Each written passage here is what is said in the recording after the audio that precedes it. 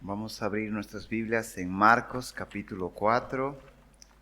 Estamos viendo los milagros del Señor Jesús y ahora vamos a ver este milagro que el Señor hizo, muy conocido por todos nosotros.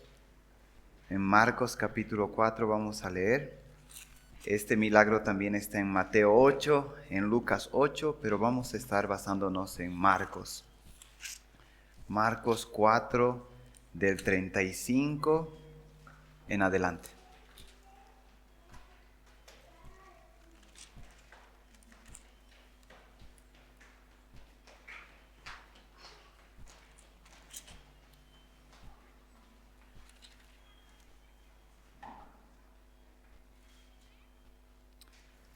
Vamos a dar lectura a Marcos capítulo 4, del 35 en adelante.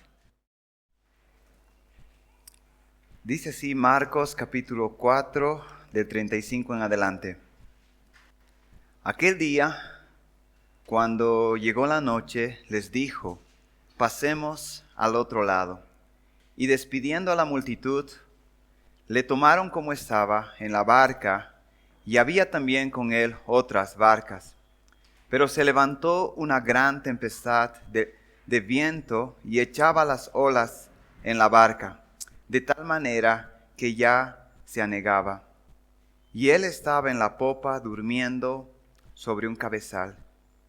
Y le despertaron y le dijeron: Maestro, ¿no tienes cuidado que perecemos?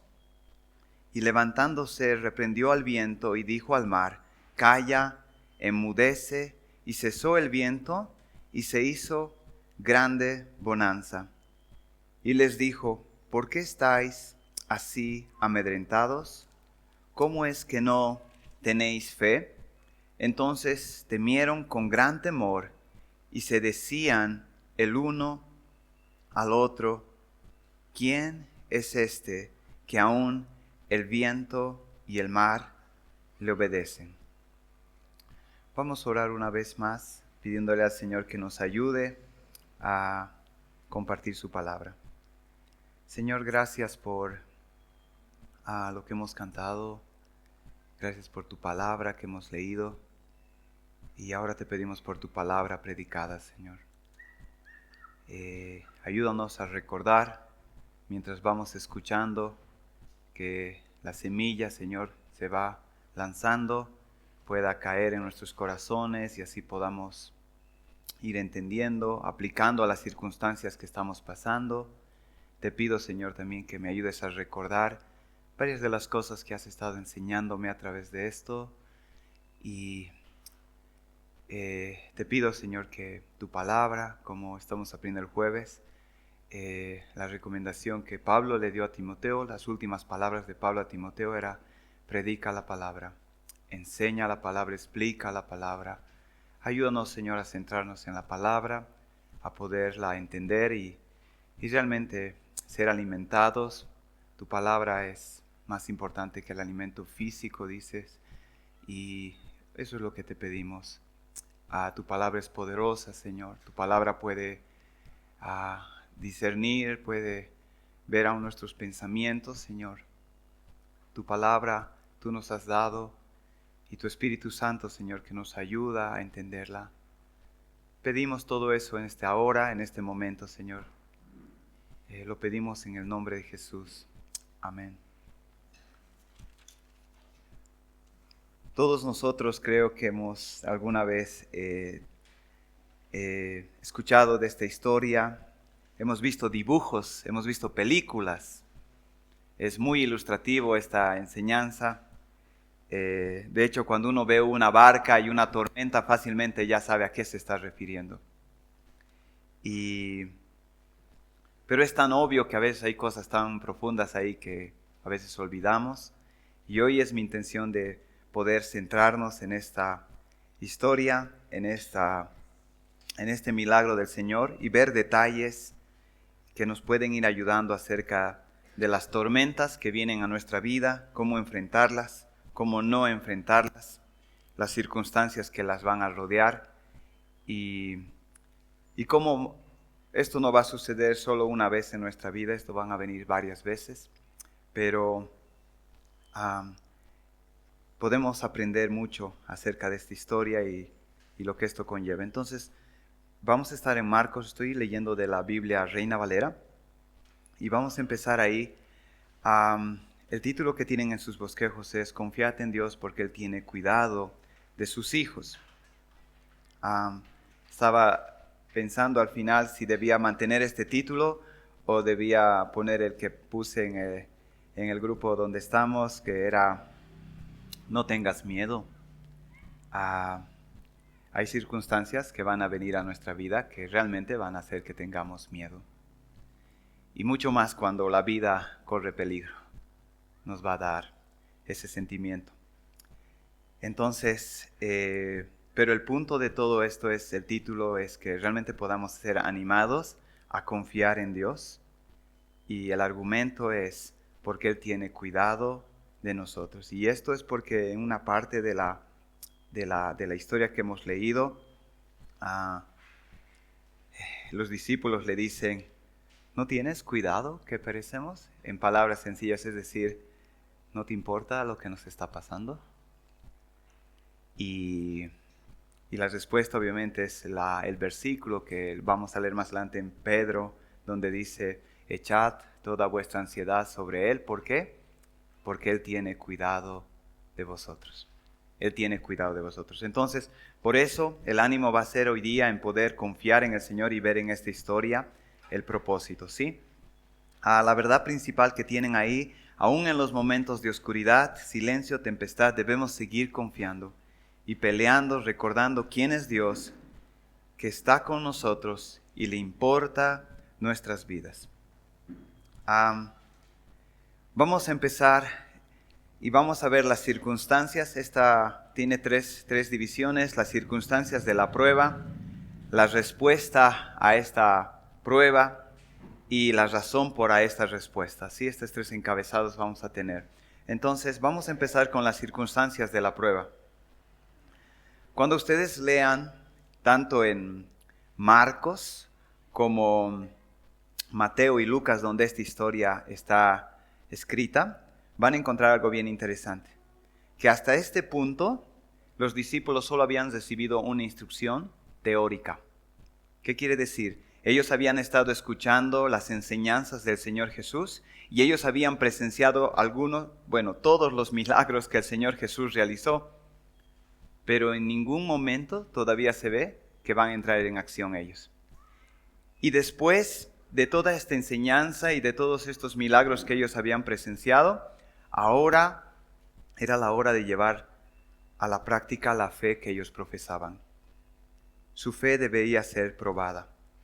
Hay muchas alabanzas que hablan de esto, ¿no? Estaba pensando en esto, que el Señor que está haciendo aquí, el Señor los va a llevar a las aguas. El Señor los va a llevar a las aguas. Ahora va el Señor a probar su fe. Después de toda esa instrucción que ellos han recibido, es como nosotros solemos hacer cuando hacemos una enseñanza, instruimos, después al final tomamos un examen. Bueno, el Señor, después de toda esa enseñanza que les dio y esos milagros que presenciaron, ahora tocaba ver la parte práctica. La teoría había pasado, ahora llegaba la parte práctica de probar su fe. Y dice el versículo 35, dice, aquel día, cuando llegó la noche, les dijo, pasemos al otro lado. En la Biblia de las Américas dice, cuando ya cayó la tarde. Y cuando ustedes lean o vayan leyendo en su lectura bíblica, van a notar que en el libro de Mateo, tanto en el libro de Lucas, se estaba mostrando de manera enfática que la noche se estaba acercando. Pero aquí en la Reina Valera dice, aquel día cuando llegó la noche. No fue antes, sino hasta que llegó la noche. Lo primero que vemos en las circunstancias de esta prueba es que Jesús lo quiso hacer de noche. La oscuridad sería el elemento que Jesús usaría para esta prueba. La oscuridad nos habla de falta de visibilidad, falta de claridad, confusión. Este ambiente de oscuridad es algo que de por sí genera cierta ansiedad o temor dentro de nosotros. Cuando uno está en oscuridad, no sabe cómo debe moverse, porque no tiene claridad. Muchas veces empieza a dudar si realmente Dios le ha dicho que haga esto o no le ha dicho que haga eso. La oscuridad trae confusión, trae duda, y empezamos a pensar si las cosas realmente son así. Y lo primero que vemos aquí en esta historia es que Jesús quiso que esta prueba sea en la noche. Después, Jesús en el mismo versículo 35 dice, aquel día cuando llegó la noche les dijo, pasemos al otro lado. Otra circunstancia que estaba Jesús preparando para esta prueba era navegar en las aguas. Esto nos habla de estar expuestos, de estar vulnerables.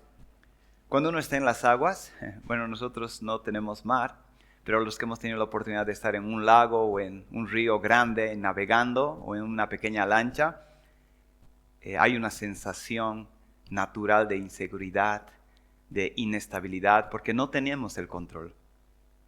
Y ahora Jesús estaba llevándoles a los discípulos a las aguas. Y hay un sentimiento, como decía, de temor, de inestabilidad, de ansiedad, de estar en algo firme, donde dependa de nosotros. Algunos de nosotros hemos tenido la experiencia, por decir, de subirnos a un botecito, y aunque aquí no hay olas o algo así, pero por ejemplo, una de las cosas cuando uno puede pasar por un río o el lago, por ejemplo, Titicaca, en una oportunidad que a mí me tocó hacerlo, una de las preocupaciones más grandes que yo tenía era que no quería estar ahí cuando la noche llegara. Estaba en la tarde, teníamos que ir a una ruta, te llevan a pasear y parecía muy largo la ida y decía ahí la vuelta y ya son las 5 y está oscureciendo, no quieres estar ahí en la noche. Entonces, y claro, ese laguito no se mueve porque no tiene oleajes como el mar, ¿no? Pero solo vamos pensando en esto. Están en el mar, están en la noche. Y algo interesante acá dice, en el versículo 38 dice, y él, ¿dónde estaba Jesús? Dice, estaba en la popa. Para los que no sabemos mucho de las partes de un barco, de un bote, el barco tiene dos partes principales. La proa, que es la parte delantera, y la popa, que es la parte trasera del barco. En esta oportunidad, Jesús se puso en la popa, quiere decir en la parte trasera, y puso a los discípulos en la parte de adelante. Siempre Jesús iba delante de ellos, pero ahora los pone a ellos adelante y Él se pone en la parte trasera. Ya vamos captando la idea, y esto simplemente son las circunstancias que iban a rodear esta prueba. Es como cuando tú estás enseñando algo, pero ahora es tiempo de ver el fruto de tu enseñanza, vas a probar tu enseñanza, entonces tú vas a ponerte detrás del que estás enseñando y le vas a mandar a él primero ahora. Y Jesús se puso, dice, en la popa del barco y puso a los discípulos adelante. Entonces, vamos recapitulando. Primero escogió la noche, un lugar oscuro, escogió las aguas. Y después se nos dice que el versículo 36 dice, y despidiendo a la multitud. Y Jesús les dijo, empiecen a despedir a la multitud. Y esto nos habla de que iba a ser algo en lo que ellos debían ir solos.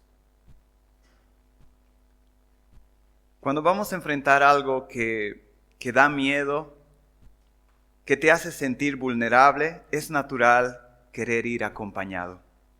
Cuando nosotros tenemos niños y ellos ven la oscuridad, es normal que ellos nos pidan, ¿nos puedes acompañar? Porque tienen miedo a la oscuridad. Pero aquí ya estamos viendo a los discípulos en medio del mar oscuro y tenían que estar solos.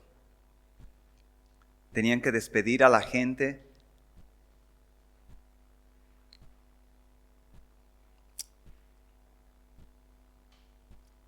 Y lo otro que en cuanto a la circunstancia que se ve, dice el versículo otra vez 38, y él estaba en la popa durmiendo sobre un cabezal. Y esto habla de Jesús estaba durmiendo, silencio y ausencia de Dios. Se nos dice que Jesús estaba durmiendo antes de que empezara la tempestad. De paso, si se durmió tan pronto, tal vez es por cuando alguien se duerme tan rápido, cuando está cansado, por las agendas que él tenía día tras día, pero también por la confianza que tenía por su Padre. Aún en el medio, uno dice, no, en medio del mar y se durmió. Y cuando uno duerme bien, y una pregunta que yo tenía mientras leía esto era, hermano, ¿cómo estás durmiendo estos días? Porque hay tantos pensamientos estos días, tantas preocupaciones que uno despierta a las 3 de la mañana o no duerme bien. Pero Jesús se durmió. Se durmió. ¿Y ese dormir de Jesús qué estaba pasando con los discípulos? Oscuro, en el mar, solos, silencio. No hay voz de Dios. No hay presencia, aunque estuvo ahí, pero estaba dormido. Nosotros tenemos en el libro de los Salmos, recuerdan ustedes, ahí hemos leído varias veces, varios pedidos de los salmistas, diciéndole a Dios, despiértate del sueño. Despiértate, Señor, rescátanos. ¿Y por qué hacen esa petición? ¿Por qué? Porque hay un silencio, hay una ausencia. Están pidiendo a cada momento, Señor, ¿dónde estás? ¿Dónde estás? Y aunque Jesús estuvo ahí, había silencio. Ahora, cuando nosotros tenemos estas circunstancias de inseguridad, inestabilidad, soledad, silencio, ¿qué es lo primero que tú quieres hacer?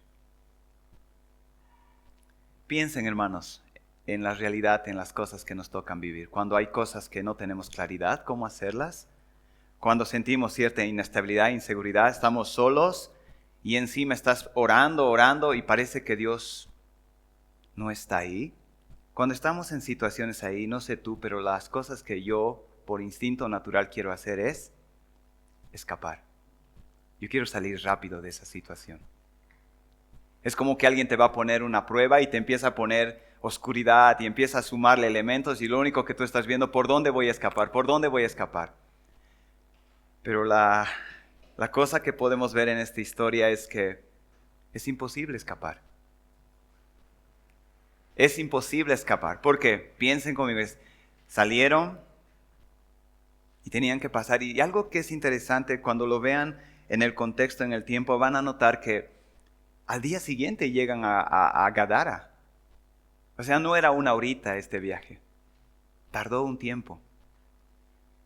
Y no sé si estaban a qué altura ya de la orilla, a qué distancia de la orilla donde esto pasó. Ahora imagínense, yo no sé ustedes, pero yo solo tengo memorias de lo que estaba compartiendo en este lago, que no era de noche, pero no me puedo imaginar en el lago Titicaca nomás, que no es el mar, en la noche,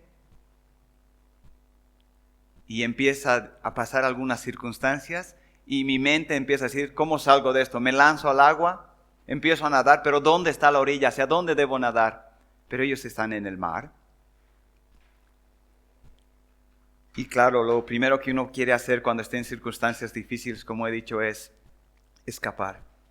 Cualquier situación en la que enfrentemos, sea una enfermedad, por ejemplo, cuando hay un atentado de una enfermedad o algo que está amenazando tu vida, tú quieres ir a todos los médicos para que alguien te diga, no vas a morir, todo va a estar bien. Queremos escuchar esa voz. Por todo lado queremos solucionar ese problema económico, esa deuda y cualquier otra cosa, circunstancia que estemos pasando. Todos queremos de alguna manera resolver en ese momento. Buscamos la manera de salir rápido de esa situación.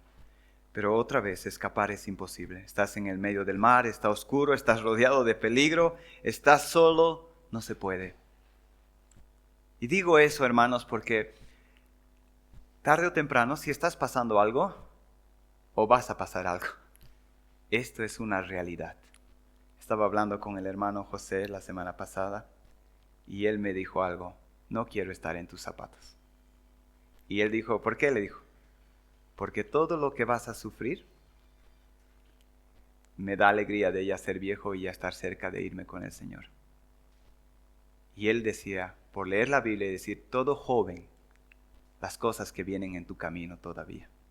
Pero qué bueno es el Señor que no nos avisa anticipadamente, ¿verdad? Porque si supiéramos todo lo que vamos a sufrir, creo que muchos de nosotros estaríamos desanimados.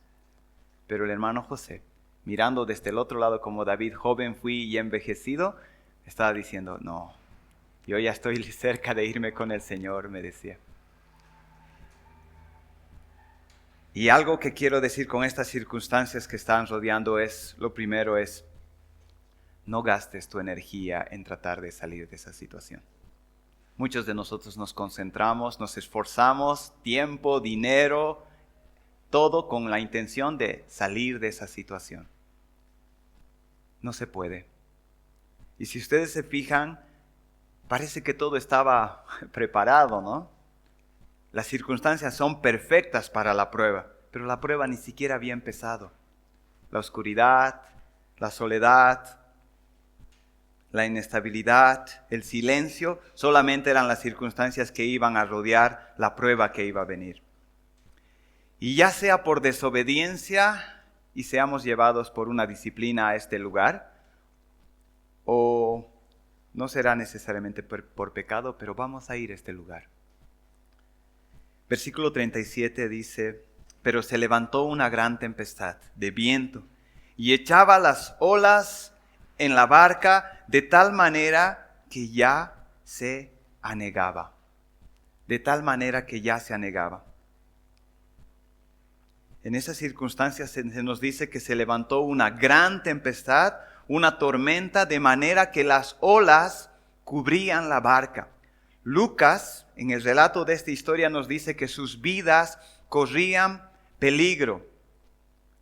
Cuando aquí dice, las olas se echaban sobre la barca de tal manera que ya se anegaba, lo que quiere decir esa palabra anegaba es que la barca se estaba hundiendo. Se estaba hundiendo. Y algo que debemos recordar aquí es esto, hermanos. De todos estos discípulos que están con el Señor Jesús, 4 son expertos pescadores, que desde su juventud aprendieron esta profesión. Y seguramente estos 4 pescadores se habrían topado con varias tempestades ya, pero ninguna como esta. Ninguna como esta. Por eso dice Lucas, sus vidas corrían peligro. Una pregunta que yo decía era, por ejemplo, ¿quiénes eran estos 4 pescadores? Pedro, Andrés, Juan, Jacobo. ¿Tenían miedo porque no sabían nadar? No. ¿Por qué estaban tan asustados? ¿Por qué Lucas dice sus vidas corrían peligro? ¿Pueden imaginarse? Están ahí en el bote. No sé ustedes, pero nosotros no somos personas de mar. Pero si estamos nadando o en una navegación y empezamos a ver que se está hundiendo y el agua está entrando, eso es pánico. O es cuando estás en el avión, ¿verdad? Y empieza a caerse y empieza a ver a las azafatas que empiezan a ponerse nerviosas. Eso es pánico para nosotros. Pero aquí está Pedro, que salía cada día, era su herramienta de trabajo. Y Pedro está asustado. Y está asustado porque esta tempestad no era similar a las que había visto antes. Era diferente. ¿Cuál fue la respuesta de estos pescadores, de estos discípulos en medio de la prueba? Dice el versículo, y le despertaron y le dijeron, Maestro, ¿no tienes cuidado que perecemos?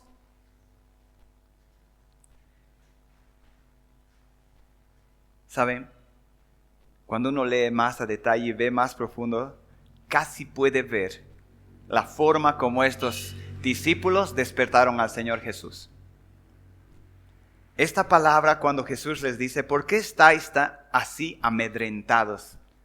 Lo que quiere decir esta palabra es ¿por qué están llenos de miedo? ¿Por qué están tan desesperados, tan ansiosos? ¿Por qué están tan preocupados? Ellos no solo fueron a despertarlo al Señor Jesús, sino a decirle que no le importaba la situación por la que ellos estaban pasando. Una cosa es cuando alguien está luchando con el temor, cuando siente miedo sobre algo, pero este no es el caso. Ellos se habían entregado al miedo. No había esperanza en ellos. Empezaron a lanzar sus quejas, empezaron a pensar que Dios no los amaba, empezaron a sentir autocompasión de ellos mismos. Casi podemos imaginar cómo despertaron al Señor Jesús. Esta semana estaba pensando, cuando uno de tus hijos, ¿verdad?, está durmiendo y le dice a tu otro hijo, ve a despertar a tu hermano, pero con cuidado, ¿verdad? Porque los niños a veces son torpes y dice que despiertes y ya, o cuando eso te hacen a ti es fuerte, ¿no? El Señor Jesús estaba durmiendo y ellos no fueron y le dijeron, Señor Jesús, no. Estaban desesperados. Piensa en los tiempos en los que tú estabas lleno de miedo. Lo primero que empieza a pasar dentro de tu organismo es que el estómago empieza a sufrir problemas, ¿verdad? No se puede dormir.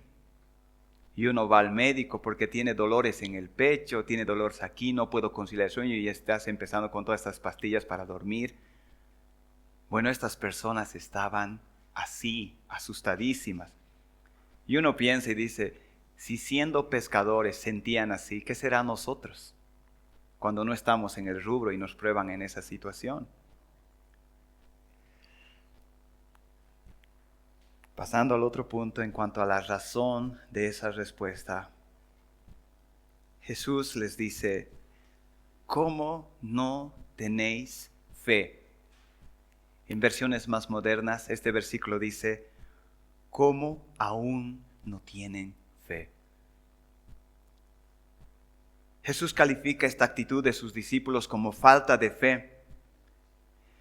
El problema, estaba leyendo un comentario de Warren Wisby. Warren Wisby dice, el problema más grande no era el viento ni las olas que hacían esta tempestad, sino su incredulidad.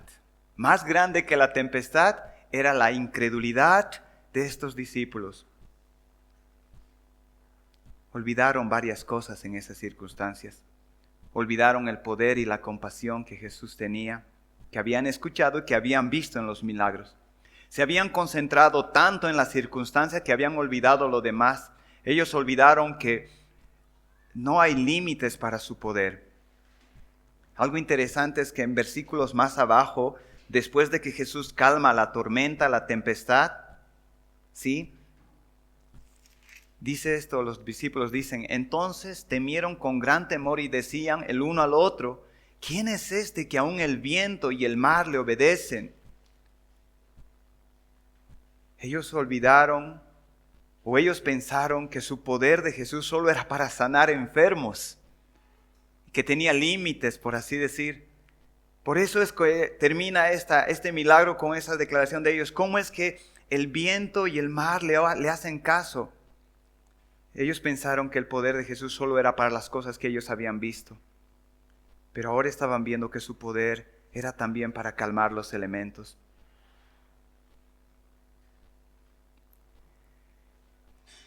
Una de las cosas que podemos rápidamente ver en esta historia es cómo no debemos responder en el tiempo de pruebas. Cómo no debemos responder cuando las tempestades vengan a nuestra vida. Y es sencillo. ¿Cómo no debemos hacerlo? Como Jesús está diciendo. Llenos de temor, amedrentados, desesperados, ansiosos, preocupados. Así no. Pero Jesús dice, todo eso es por falta de fe. Y una pregunta que me hacía mientras, y como vamos a tener varias de estas cosas, me hacía mientras estudiaba esto es, ¿y cómo sí debemos responder en medio de las tormentas? ¿Cómo no debemos hacer? Es fácil de verlo. Jesús está diciendo, así no. Y entonces, ¿cómo debemos hacerlo? Y algunas cosas que venían a mi mente para razonar. Imaginen a los discípulos. Pónganse a pensar. Las olas no son, como he dicho, yo no puedo imaginar. Porque no en películas podemos ver eso, ¿verdad? Pero como he dicho, si estos pescadores tenían miedo, estaban aterrorizados, es porque era serio. El barco dice que ya se estaba hundiendo. Y no era que se hundía y íbamos a nadar, sino era que las olas estaban por encima de ellos. Entonces, ¿qué debían hacer en esa circunstancia los discípulos? Y aquí hay alguna idea. Debían razonar y decir, Jesús está con nosotros. Esto va a pasar. Él no se puede ahogar. Y esperar pasivamente con los brazos cruzados hasta que la tempestad termine. Imaginen esa situación. ¿Es posible? No, ¿por qué? Porque dice que el barco, la tempestad, imaginen con sus brazos cruzados, ya hubieran caído al agua más antes de lo pensado. Otra situación, otra forma de pensar. Cuando nosotros estamos en una situación así, podemos decir, esto va a terminar en cualquier momento. ¿No? Dios no puede permitir que pase este límite. Y empezamos a poner límites a esa situación. ¿Y saben qué? Lo único que crea esa situación, ¿qué es? Desilusión y frustración en el corazón. Cuando uno tiene una cosa que dices, no, hasta aquí nomás, no, esto no puede pasar. Y entonces tienes la esperanza de que hasta ahí va a llegar. Y como si nada pasa eso. Entonces empieza a decir, no, creo que aquí solo estoy yo y Dios ya no está en todo esto. Y empezamos a poner límites. Y lo que pensabas que creías que iba a suceder, simplemente no sucede. Y entonces uno dice, creo que solo yo estoy haciendo todo esto. Parece que Dios no está involucrado en todo esto. Y algo que aprendí esta semana, y al medio de esta enseñanza es algo que quiero compartir con ustedes. Creo que esto es lo más importante de esta enseñanza, es cómo sí debemos hacerlo. Cómo sí debemos hacerlo. Ellos, los discípulos, debían enfrentar la tormenta con una fe que obra. Presta atención en esto, hermano. No con una fe pasiva. Ellos debían trabajar la parte de la mente, pero al mismo tiempo sus acciones. En la parte de la mente ellos debían recordar al Señor, su grandeza, su poder, su compasión. Pero por otro lado, ellos debían seguir peleando por preservar sus vidas. Ellos tenían que lidiar a cada momento con el temor que sentían, pero al mismo tiempo tenían que seguir peleando.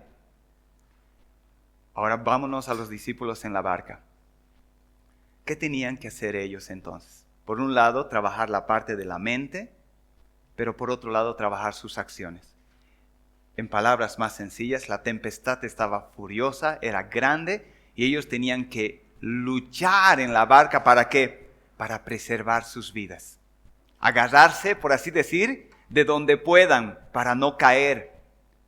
Luchar como si dependería de ellos mismos, pero al mismo tiempo poniendo su confianza en el Señor. Cuando estás en una situación difícil y te estás hundiendo, no hay que solo ver cómo te estás hundiendo y lamentar, miércoles, me estoy hundiendo. Cuando vemos el país y todo lo que está pasando y el país se está hundiendo, no solo tenemos que hablar todo el tiempo de cómo el país se está hundiendo. La anterior semana se compartió un versículo que creo que muestra claramente este punto, decir cómo tenemos que pelear en medio de las tormentas. Nehemías capítulo 4, versículo 14, qué bueno que ya se predicó porque ustedes conocen el contexto. ¿El contexto cuál era? ¿Recuerdan? Ellos estaban edificando, estaban empezando a trabajar, pero los enemigos habían empezado a amenazar, no solo con que su trabajo se iba a caer, sino con que iban a quitarle sus vidas. Y entonces Nehemías los empieza a ordenar, dice, pero cuando ellos estaban ordenados para empezar a trabajar, ¿qué pasó? Empezaron a tener miedo. Empezaron a tener miedo y Nehemías vio el miedo en ellos y se acercó, y en Nehemías 4:14 dice, no temáis delante de ellos, no tengan miedo. ¿Y qué les dice ahí? Ahora viene la parte de la mente. Acuérdense del Señor, que es grande, temible, Y después viene la parte de las acciones. Y pelead. Pelead por vuestros hermanos, vuestros hijos, vuestras hijas, vuestras mujeres, por vuestras casas. Ahí están las dos partes en este verso. Por un lado, tenían que recordar quién es el Señor. Y por otro lado, tenían que pelear. Ellos debían continuar la labor que estaban haciendo. Una de las cosas que el Señor les reclama a los discípulos es decir, ¿por qué están atemorizados? ¿Qué hace el temor en nuestras vidas? ¿Saben qué hace? Nos paraliza. Nos paraliza, nos desenfoca de lo que realmente es importante. Nos enfocamos tanto en la circunstancia que dejamos de hacer lo que realmente es prioritario. Los discípulos debían razonar y pensar en el Señor, en quién Él es y seguir luchando en medio de la tempestad. Hay una nota de William Hendrickson acá sobre este versículo, un comentario que dice: Jesús les recuerda que no tenían razón válida para su pánico, ya que muy recientemente estos hombres habían sido seleccionados para ser discípulos con vista para ser apóstoles. Y esto implicaba que perecieran en el mar cuando recién hemos sido elegidos. Si leen versos más adelante, Jesús recién los había elegido para que sean sus apóstoles. Es decir, ahora nos ha elegido y nos está encomendando un trabajo y ahora vamos a morir. ¿Recuerdan a Sansón? Cuando con una quijada de asno mató a 1000 y después está cansado Sansón y se sienta y dice: ahora me has ayudado para que mate con una quijada de asno a 1000 y tengo sed y ahora me voy a morir de sed. O sea, has hecho lo más importante y ahora me vas a dejar morir de sed. Los discípulos habían sido recién elegidos para una gran labor, pero ahora Jesús los va a ahogar en el agua. Hendrickson dice, no tenían razón, tenían que pensar, y eso es algo que creo que nosotros tenemos que pensar muchas veces en nuestra vida, cuando el Señor nos confía algo, cuando el Señor nos dice algo. El hermano José otra vez, cito a él, dice, Dios nunca desperdicia sus cartuchos. Dios nunca hace eso. Cuando Dios va a hacer algo en nuestra vida y nos encomienda algo, no está esperando que a la esquina perezcamos. Y ellos debían pensar, dice Hendrickson, en esto. ¿Saben? Otra vez vuelvo al punto. ¿Cómo debemos enfrentar nuestras pruebas? Debemos pensar, recordar quién es Dios, pero al mismo tiempo seguir actuando como si dependería de nosotros nomás, pero confiando en el Señor. ¿Recuerdan? Yo le decía a un hermano esta semana pasada, cantábamos una alabanza que no me había dado cuenta, tantas veces la cantamos en la iglesia, que habla acerca del amor de Cristo, esta alabanza, pero en una parte de la alabanza dice así: me sostienes en la tormenta, las aguas no me cubrirán.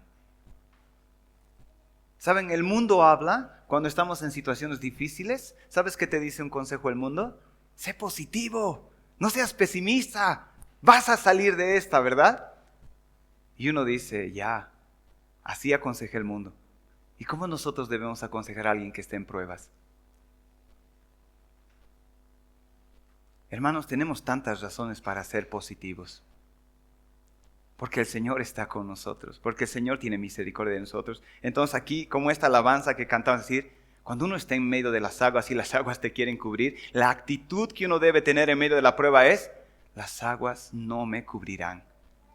Y si muero, voy a morir de pie, peleando. Yo voy a pelear.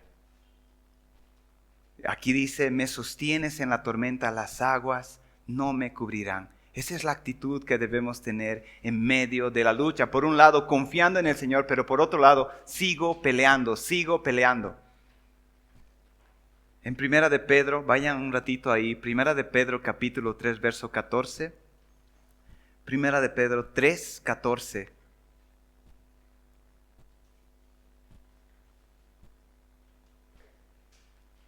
aquí hay algo muy precioso. Si leen en Primera de Pedro más versículos antes, van a encontrar 2 veces que Pedro les dice, no estén atemorizados, no estén atemorizados. Y algo que me gusta de este versículo, que te animo a que lo marques, es lo siguiente. Recuerdan que hemos estado aprendiendo, por ejemplo, Pablo cuando dice, por nada estéis afanosos. ¿Y cuál es la solución entre el afán y la preocupación? En ese mismo versículo dice, antes bien, presentad en oración. Es decir, el alma que ora no se preocupa, el alma que se preocupa no ora. Pero aquí también Pedro dice, no tengan miedo, no estén atemorizados. Y aquí en este mismo versículo da la solución al miedo, la solución a no estar atemorizados. Primera de Pedro 3:14 dice, mas también si alguna cosa padecéis por causa de la justicia, bienaventurados sois. Por tanto, no os amedrentéis por temor de ellos, ni os conturbéis, sino santificad a Dios el Señor en vuestros corazones. En la Biblia de las Américas dice, santificad a Cristo en vuestros corazones. ¿Cuál es la solución al temor o al estar amedrentado? Santificar a Cristo en nuestros corazones. En este verso dice, no tengan miedo,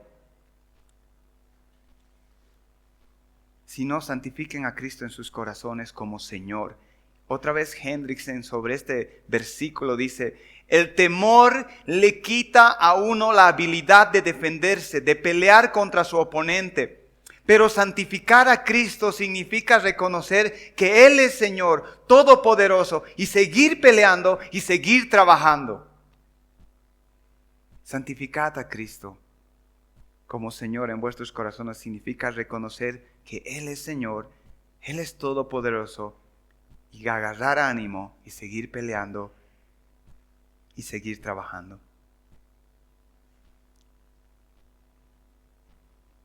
¿Saben?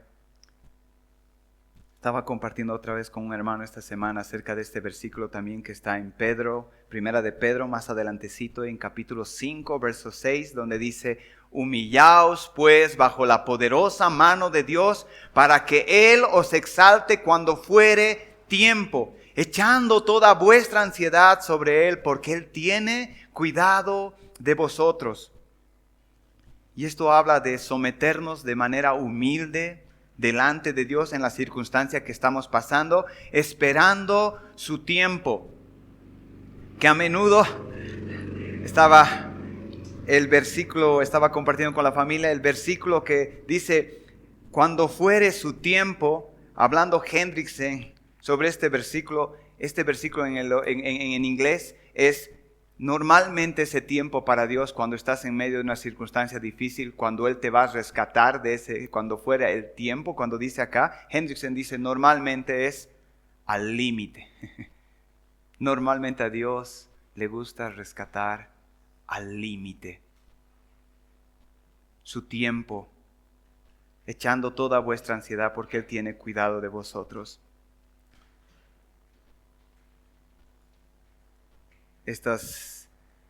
Desde que fue mi última prédica hasta hoy día, hemos tenido 2 madrugadas con mi esposa para comprar gasolina. ¿Sí? Y estuve pensando en este pasaje, y fue interesante algo que me sucedió. En las 2 veces que madrugamos para comprar gasolina, en distintos lugares, oscuro, en la madrugada, haciendo cola, salió una mujer y empezó a alimentar a los pájaros. La siguiente fue la semana pasada, y era oscuro en otro lugar, y salió un hombre de su casa en la oscuridad y salió a alimentar a los pájaros. 2 veces.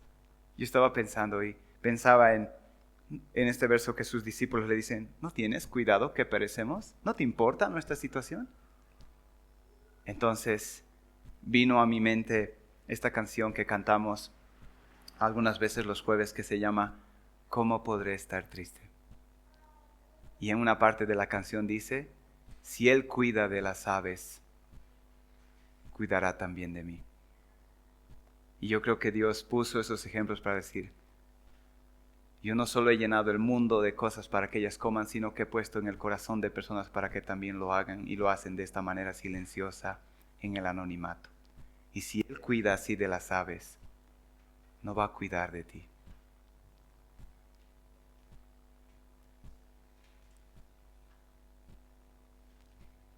La gran verdad que perdieron de vista los discípulos en medio de esta tempestad era que Jesús estaba con ellos. Aunque dormido, pero ahí estaba, en silencio, pero ahí estaba. Jesús siempre está con nosotros y eso lo sabemos en la teoría, pero Él quiere que eso experimentemos en la práctica. Otra vez, si has tenido la experiencia de subirte a un bote y cuando las cosas comienzan a verse inseguras en la navegación que estás teniendo, ¿sabes qué solemos hacer de inmediato cuando estamos en un bote o en una barca? De inmediato miramos al que está conduciendo o al que está llevando, ¿verdad? Y si él está sonriendo, hemos ido, ¿verdad?, a la laguna Yacorani, y lo mirábamos al que está conduciendo y él sonreía nomás, entonces nosotros también podemos sonreír porque todo está bien. Jesús estaba en su barca, pero Jesús estaba dormido.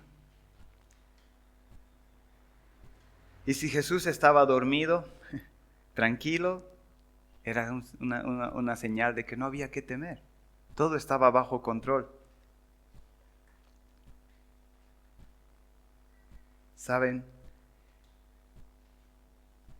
Pensaba esta semana acerca de una de las cosas que Jesús quería enseñarles en medio de la oscuridad de esa noche y en medio de la inestabilidad del agua, es que en su ansiedad, preocupación, en su temor, puedan aprender a poner su esperanza y su seguridad en Cristo. Estaba hablando este jueves un poco de las veces que me tocó Jehová es la roca, Jehová es la roca, Jehová es la roca. Y cuando estás en situaciones bien inseguras, inestables, lo único que tú quieres es estar en algo firme. Y Jesús les lleva a los discípulos a estos contextos para que aprendan que no hay nada más firme que Él, para que aprendan a poner su confianza en esta roca y que en esta oscuridad puedan ver la luz que está en medio de ellos.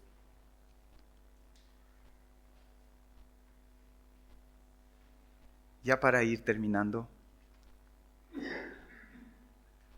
es interesante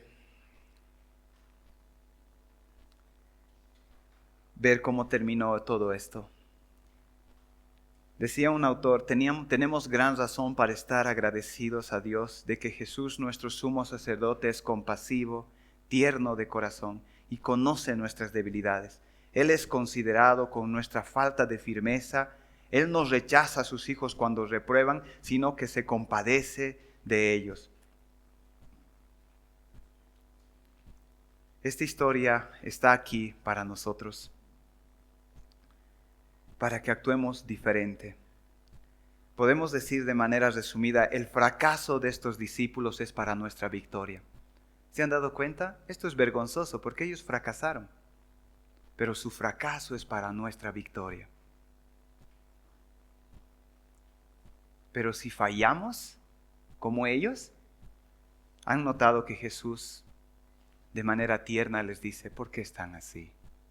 ¿Por qué todavía no tienen fe? Es decir, no los rechaza, sino que se compadece de ellos. Jesús los ayudó, los consoló. Pero ¿saben qué es lo interesante también? Muchos de nosotros cuando vienen situaciones difíciles, tenemos temor, dudamos, fallamos, pero podemos animarnos en algo al ver la vida de estas personas. Estas personas estaban en su práctica con Jesús. Jesús les estaba enseñando, pero fallaban vez tras vez. Pero lo que después estos hombres llegaron a hacer, ese cúmulo de fallas en su vida simplemente sirvieron para generar toda esa confianza que después ellos llegaron a mostrar.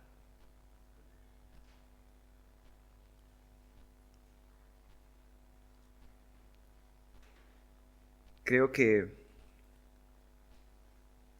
le estaba diciendo esta semana a un hermano que me preguntó, Jaime, ¿cómo fue un poquito de mi experiencia de la deuda? No pasó.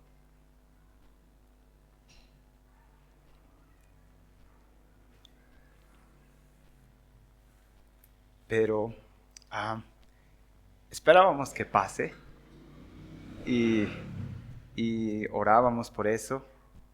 Y día antes de la deuda oré casi mucho tiempo en la noche esperando que un milagro pase. Pero no pasó. Pero le decía, una persona nos llamó y nos dio un trabajo de $13,000 esa semana. Y me dijo esa persona, ¿te puedo pagar $8,000 en Argentina? Creo que tienes allá familia y les puedo hacer llegar a tu familia. Y creo que les debes, ¿no ve? ¿Les puedo dar a ellos? Y digo, sí. Y la familia fue a recoger y dijo, pueden ir a recoger un dinero allá que me van a pagar por un trabajo acá. Y ellos fueron. Y ese mismo día, esa misma semana. Y recogieron y Jaime, es $8,000, no $8,000 ¿sí? Entonces vamos a ir con otros porque es peligroso. Y Dios no obró de la manera que yo esperaba. Pero esa semana pasó eso de una manera sorprendente. Y hoy le decía a este hermano, están entretenidos con esos $8,000 que se han olvidado del resto de la deuda. Y yo creo que es como un anticipo que Dios diciendo, no sé cómo lo va a hacer. Pero Dios nos va a rescatar en su tiempo, en su manera. Y eso animó a seguir confiando. Porque cuando uno dice, Señor, el 20 no puede pasar, y empezamos a poner límites, lo único que uno va poniendo es desilusión, desánimo. Y no es así. Y la idea, ¿saben cuál es? Entonces estábamos viendo eso y aprendí eso esta semana. Entonces tenemos un crédito con el banco y ese crédito era grande, una cuota. Y ese crédito nos estaba ahogando para ver cómo solucionamos eso. Pero la idea era seguir peleando. Y empezamos a hacer otras cosas con otro banco y hoy estamos más ligeros. Y yo me estaba poniendo a pensar lo que a veces esta ilustración, ¿verdad? Que este hombre está en el mar y auxilio y está pidiendo ayuda. Y Dios le manda ayuda por medio de otro bote, ¿no? Para salvarlo. Y él dice, no, Dios de manera sobrenatural me tiene que salvar. Y Dios le está diciendo, yo te he mandado tantas ayudas. ¿Saben? Eso no quiere decir que a Dios no le importa o que Dios no va a intervenir de una manera bien sobrenatural o algo así. Lo que Dios muchas veces quiere es que sigamos confiando que Él está con nosotros, pero mientras vamos confiando en la mente, vamos actuando, vamos viendo maneras, vamos peleando, porque Dios tiene cuidado de nosotros. Y todos esos temores que tenemos que a veces, como decía otra vez, que no nos dejan dormir, que nos desenfocan de las prioridades que son a veces nuestra familia, nuestros hijos, y todo el tiempo estamos pensando en eso. No vale la pena. Vamos a llegar un día, decía un comentarista, cuando sea nuestra muerte y allá en el otro lado, y vamos a leer ese versículo. Recuerdan que se citó la anterior vez también, donde decía, bueno me es haber sido humillado para que aprenda tus estatutos. Señor, gracias por tantas tormentas en mi vida, porque así pude aprender todo esto. Ahora no lo podemos ver, no podemos ver varias cosas, pero tampoco yo quería predicar este sermón en otras condiciones con ustedes, decirles, hermanos, ya todo está resuelto, el Señor, tengan fe, hermanos. Pero no ha sido así. Dios escogió este contexto y de otra manera. Pero Dios puso una fe más firme y hoy con mi familia podemos decir, Señor, gracias por lo que vas a hacer. No sé cómo, ni por dónde, ni tal vez como yo espero, pero vas a ayudarnos. Por eso podemos leer, ustedes han leído en los Salmos algo que a mí siempre me sorprende, lo que dice David. Dice, en todas las pruebas me has rescatado, dice David. Y a veces nosotros sentimos, oye, este David era privilegiado, porque a nosotros parece que en algunas no nos rescata el Señor. No nos rescata como esperamos o como quisiéramos, pero siempre nos va a rescatar, porque ha hecho un compromiso. Y yo quiero concluir leyendo esto, ¿no? En medio de nuestros temores, en medio de las tempestades, una de las cosas que Dios quiere que tengamos en medio de esa situación es paz. Paz. Y eso es lo que a veces no podemos tener por la forma como actuamos. Pero yo recordé esta mañana un devocional, lo que escuchaba y decía, solo hubo una persona a la que Dios no ayudó en su hora más oscura. En su hora de prueba dejó que sus pies se deslicen. Y le dio la espalda y lo abandonó en total silencio. Y hoy tú y yo podemos tener paz en medio de la tormenta porque el castigo de nuestra paz cayó sobre él. El temor que tú y yo experimentamos fue realidad en él. Muchas veces nosotros tememos cosas que ni van a suceder, pero a él sí le sucedió. Y eso fue por ti y por mí. Y nosotros realmente podemos ser agradecidos al Señor Jesús porque en su momento de mayor dificultad, Él no tuvo auxilio, para que nosotros lo tengamos. Vamos a orar, hermanos. Señor, gracias por tu palabra. Señor, gracias por tu ayuda, tu amor, tu compasión, tu cuidado que tienes de nosotros.